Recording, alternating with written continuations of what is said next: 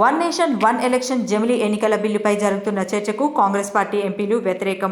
75 సంవత్సరాల కాన్స్టిట్యూషన్ విజయోత్సవాలు జరుపుకుంటున్న ఈ సంవత్సరంలో రాజ్యాంగానికి వ్యతిరేకంగా రూపొందించి జమిలీ బిల్లును మేము వ్యతిరేకిస్తున్నాం. ఏదైనా ఒక బిల్లును టేబుల్పై పెట్టే ముందు రాజ్యాంగం ప్రకారం రూపొందించి పెట్టవలసిన అవసరం ఉంటుంది.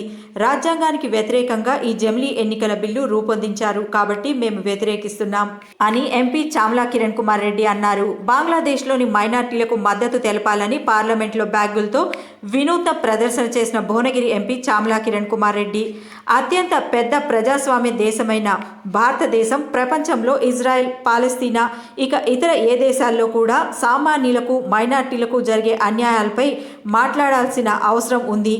డాక్టర్ బాబాసాహెబ్ అంబేద్కర్ రాజ్యాంగం ప్రకారం మన భారతదేశం అనేది సెక్యులరిజం కాబట్టి బంగ్లాదేశ్లోని హిందువులపై జరుగుతున్న అవమానాలు, దాడులకు కేంద్ర ప్రభుత్వం స్పందించాల్సిన అవసరం ఉంది.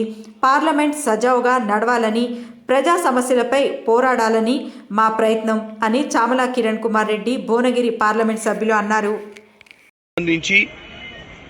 అత్యంత పెద్ద ప్రజాస్వామ్య దేశమైనటువంటి భారతదేశము అటు పాలస్తీన్ అయినా, ఇజ్రాయెల్ అయినా, ఇంకే ప్రపంచంలో ఎక్కడ ఎటువంటి సామాన్యులకు కానీ, ఏ కులానికి, మతానికి కానీ అన్యాయం జరిగినప్పుడు మాట్లాడాల్సిన అవసరం ఉంది.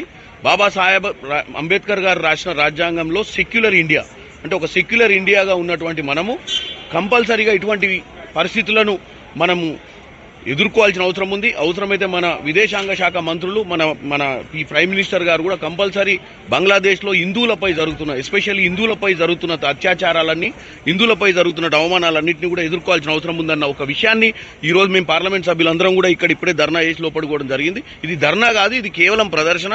మేము పార్లమెంట్ని ఎట్టి పరిస్థితుల్లో సజావుగా జరిపించాలని, పార్లమెంట్లో ప్రజా సమస్యలు ఎత్తాలన్న ఉద్దేశంతో ఇటువంటి కార్యక్రమాలు చేపడుతున్నాం.